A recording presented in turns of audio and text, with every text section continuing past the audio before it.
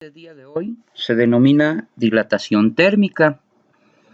El término de dilatación térmica en un cuerpo consiste en el incremento o el aumento de sus dimensiones, ya sean lineales, sean de superficie o volumétricas, cuando vamos a tener un incremento en la temperatura. Entonces, ¿qué indica eso?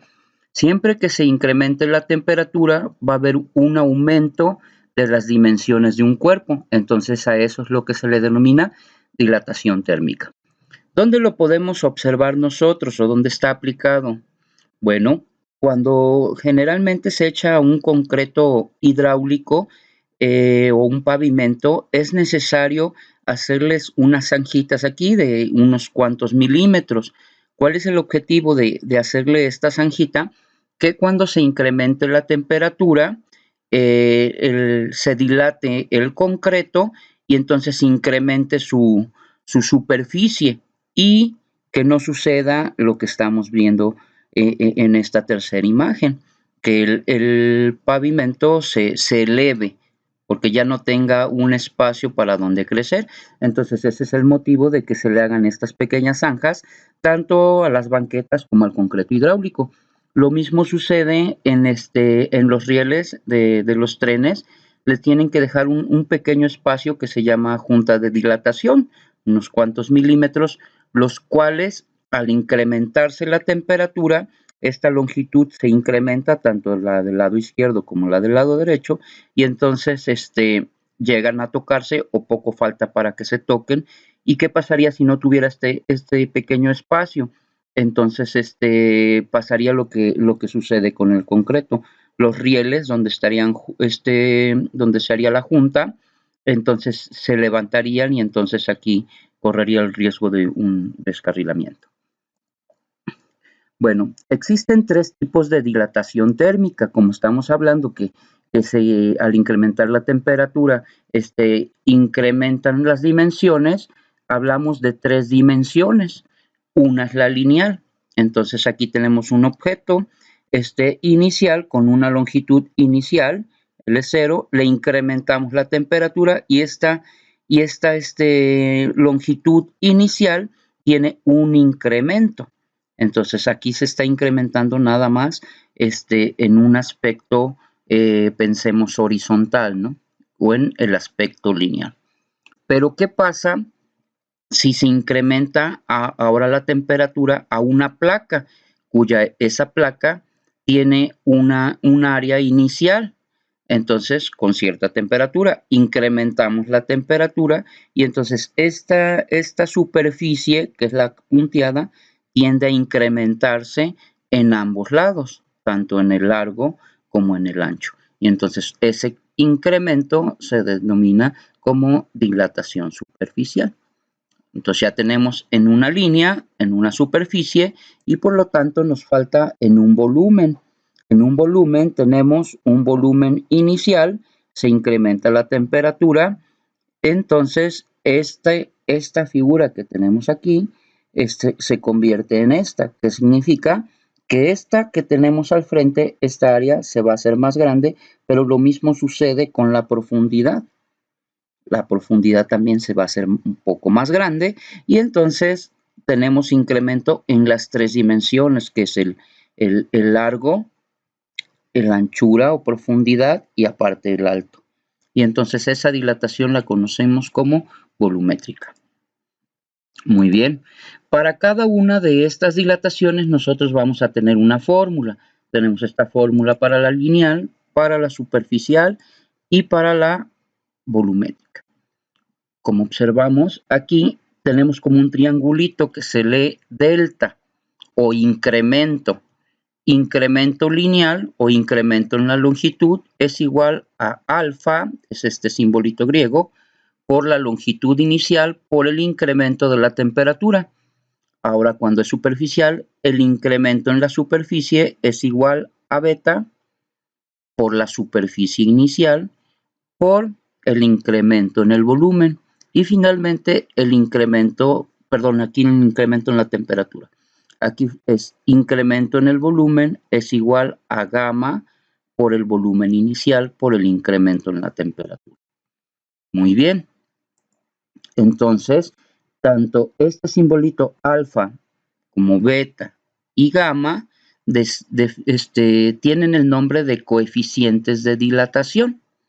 Y entonces esos coeficientes es precisamente la variación tanto de la longitud, en este caso es la superficie, y en este caso es el volumen por unidad cuando hay un cambio de temperatura. Entonces, ese coeficiente va a depender de qué sustancia o de qué elemento estemos hablando. Y entonces, como recordemos, tenemos sólidos, líquidos y gaseosos.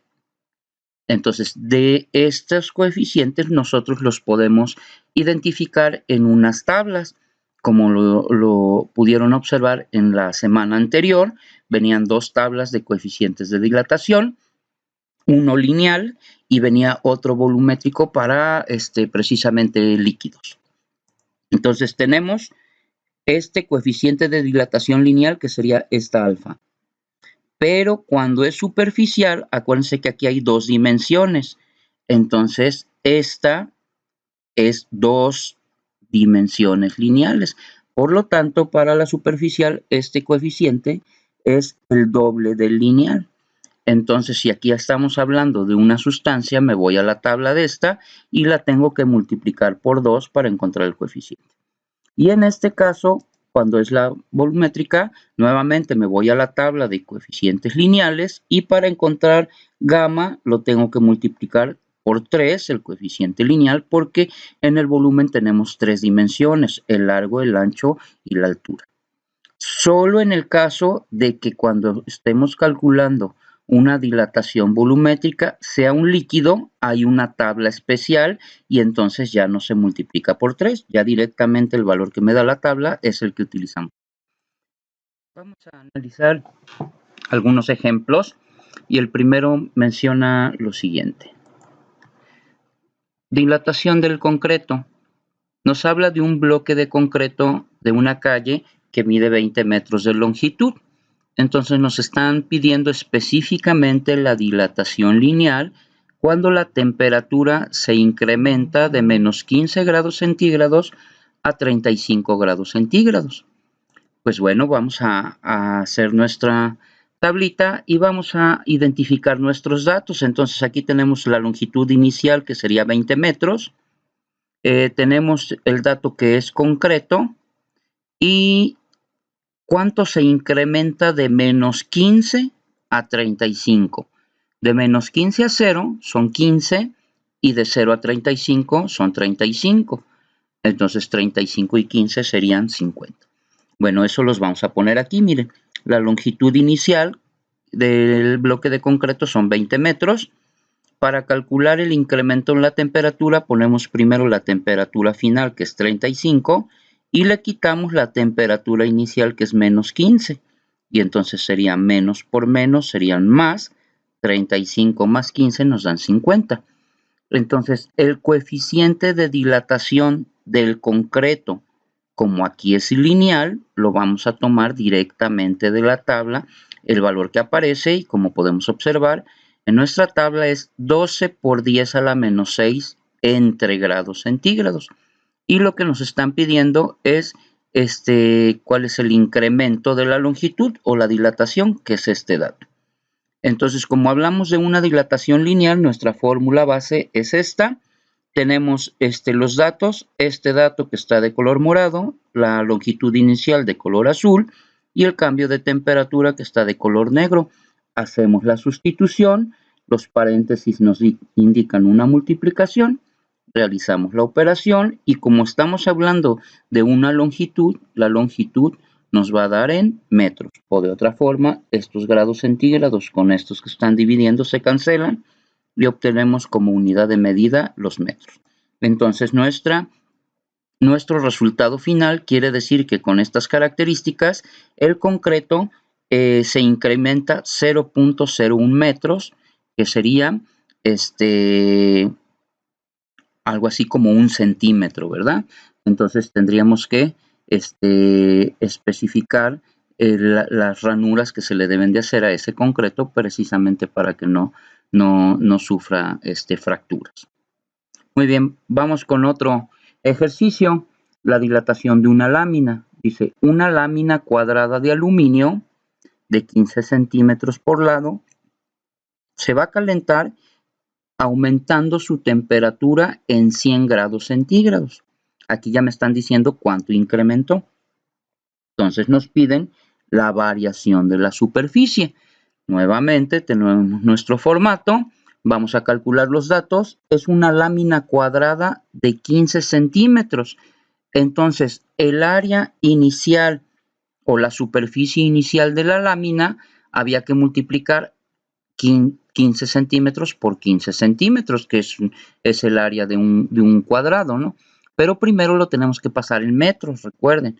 Entonces, 15 centímetros, el metro sería 0.15 por 0.15 de la otra longitud, y entonces ya vamos a obtener 0.225 metros cuadrados, que sería la superficie inicial.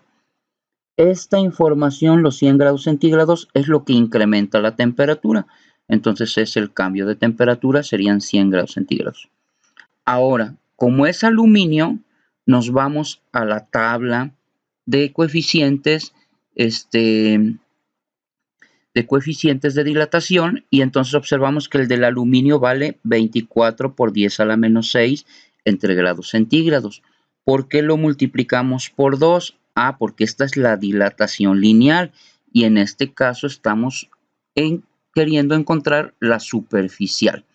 Entonces en la superficie hay dos dimensiones, por eso es que este valor, que es alfa, se multiplica por 2 y el doble de 24 pues sería 48 por 10 a la menos 6 entre grados centígrados. Y finalmente aquí estamos la variación de la superficie. Nuestra fórmula sería esta. Sustituimos el valor de beta, que sería 48 por 10 a la menos 6 entre grados centígrados, la superficie inicial, que la tenemos de color azul, y el cambio de la temperatura, que lo tenemos aquí, que son los 100 grados centígrados. Tenemos estos tres valores, los paréntesis me indican multiplicación, tecleamos en la calculadora y finalmente obtenemos esto, que es lo mismo que está aquí, como resultado. ¿Por qué en metros cuadrados? Porque los centímetros con estos, los grados centígrados con estos se cancelan y simplemente obtenemos como unidad metros cuadrados, que es una unidad de superficie. Vamos a resolver el tercer ejemplo, que tiene que ver con un tanque de gasolina. La información nos la presentan de la siguiente forma. Un tanque de gasolina de 40 litros fue llenado por la noche, cuando la temperatura era de 68 grados Fahrenheit. Al día siguiente, el sol había elevado la temperatura a 131 grados Fahrenheit. Viene la pregunta, ¿cuánta gasolina se derramó del tanque? Y nos piden que no consideremos la dilatación de este, se refiere al tanque, simplemente el tanque se mantiene intacto y como si nada más, lo único que se dilatara fuera la gasolina. Bueno, procedemos a la solución. Nuestro formatito, el primer apartado son los datos. Tenemos 40 litros, que es el volumen. Tenemos la temperatura final, tenemos la temperatura inicial y tenemos el elemento que en este caso es la gasolina. Pero observemos dos detalles. Los 40 litros no los puedo utilizar como volumen porque para que mi fórmula funcione debo de tenerlo en metros cúbicos. Igual estas dos temperaturas que están en grados Fahrenheit tampoco las puedo utilizar porque requiero que sean en grados centígrados para sustituirlo en mi fórmula. Entonces, ese proceso lo vamos a obtener aquí en los datos. Miren, los 40 litros, que es el volumen inicial, ¿cómo se transforma a metros cúbicos? Que es lo que yo requiero.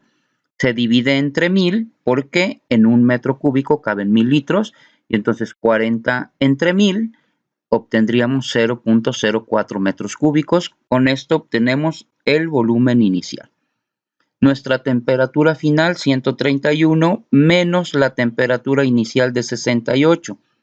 No puedo hacer esta cuenta sin antes haber transformado a grados centígrados, que es lo que yo requiero. ¿Cómo transformo estos grados a grados centígrados? Recuerden que cualquiera de estos dos, primer paso, se restan 32, al resultado se multiplica por 5 y al resultado se divide entre 9. Y una vez hechas esas operaciones, el 131 grados Fahrenheit se convierte a 55 grados centígrados, los 68 grados Fahrenheit en 20 centígrados, y ahora sí puedo restarlos, a 55 le quito 20 y me quedan 35. Ese es el cambio de temperatura. Y ahora, como nuestro elemento es la gasolina, identificamos en nuestra tabla, la gasolina es un líquido, en tabla de líquidos, el coeficiente de dilatación es este que tenemos aquí, 9.60 por 10 a la menos 4 entre grados centígrados. Ojo aquí, porque es muy común que algunos esto lo multipliquen por 3. ¿Por qué? Porque había una formulita anterior que este gamma era 3 veces alfa. Sí, se va a multiplicar por 3 siempre y cuando este dato se obtenga de la tabla de dilatación lineal, pero este ya se obtuvo de la tabla de líquidos para la volumétrica. Entonces, en este caso no lo vamos a multiplicar. Ahora, ¿cuál va a ser nuestra fórmula? Esta.